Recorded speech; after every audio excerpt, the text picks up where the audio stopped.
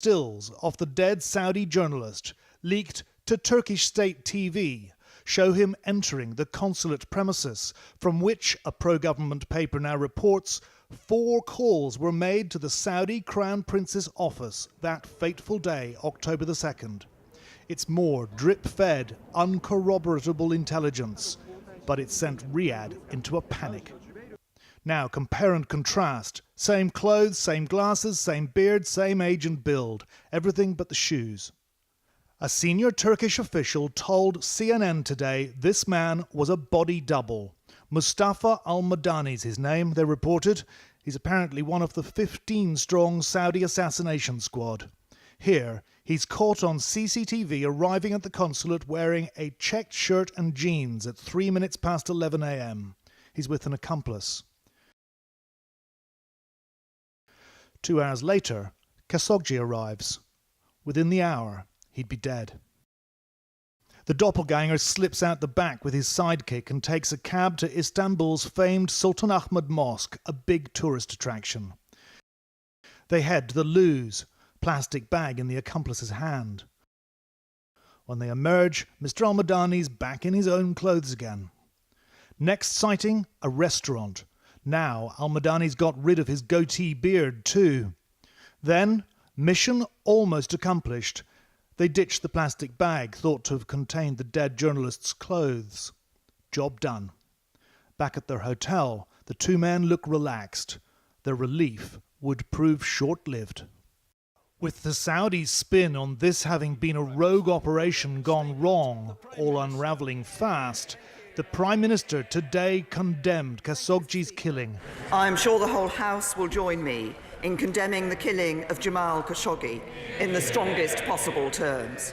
We must get to the truth of what happened.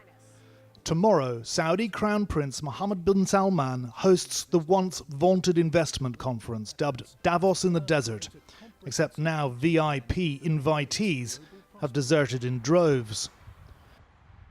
Tuesday promises to be a big day for young Prince Not So Charming.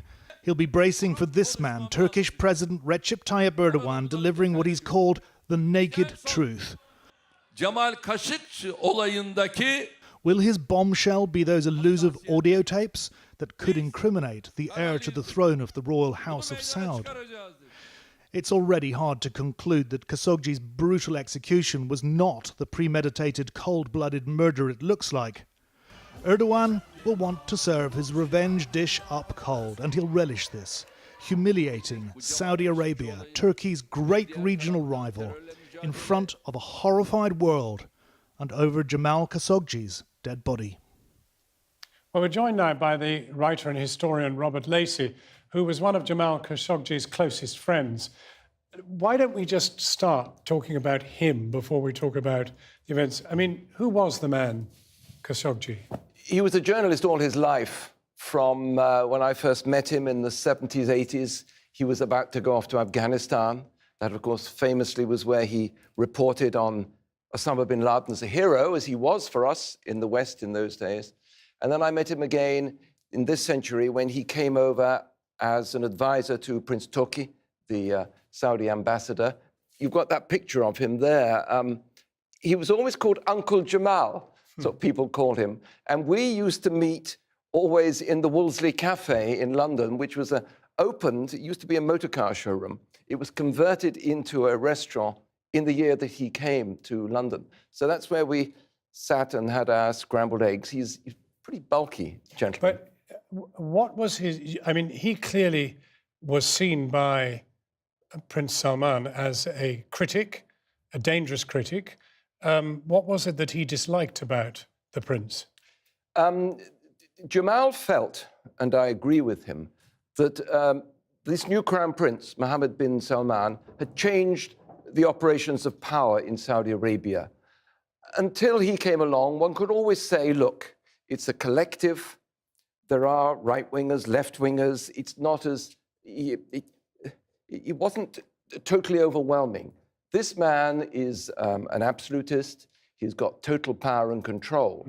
So the idea that he knew nothing at all about what happened in Turkey with 2 private planes flying 16 Saudi agents to deal with this and then fly out again. It's difficult to believe that he didn't know what was going on. Right. Well, now, I mean, the ramifications are extraordinary. The Saudis can never have known themselves, I mean, to be in such a grievous position in terms of the absolute despair of the Western alliance about what's gone on. Well, forgive me if I smile wryly. I mean, I've been speaking to people in Riyadh today. This man is as popular as ever because... The Prince. The Prince. Because whatever he may or may not have done outside Saudi Arabia, for them, he has delivered. A Washington Post reporter went outside a cinema a couple of nights back in Riyadh. He interviewed 30 Saudis. Not one would say a word against the Crown Prince. Now, there is fear in Saudi Arabia. That's part of it. But they all said, look, this cinema didn't exist a year ago. I couldn't sit with my wife and children and enjoy popcorn and this movie. They were watching the Claire Foy movie about the man on the moon. And my daughter's got her driving license. But that's what's so bizarre. You get the reform on the one level, and we all celebrated women driving, etc. And underneath, you have this gruesome preparedness to kill. Yes. There is social reform, yes. There is some degree of economic reform. But the man is totally indifferent to political reform. And at the moment, at home, the Saudis are buying it. Britain and our position with the oil. Yes. I mean, of course, we're powerless to do anything. Well, that's also why I smiled wryly. And the weapons, incidentally. At home, he is popular. And when it comes to abroad, people, I'm afraid, will still do business. I mean, whatever you think of Trump, he has been totally honest about this. He says, it's very sad what's happened to this man. And he's not even prepared to let the Crown Prince off the hook as being responsible. But he says, look, I've got an arms industry. I've got 10, 20, 30,000 workers. I'm not going to put them out of work because of this. And I think at the end of the day, all other Western countries are going to say the same.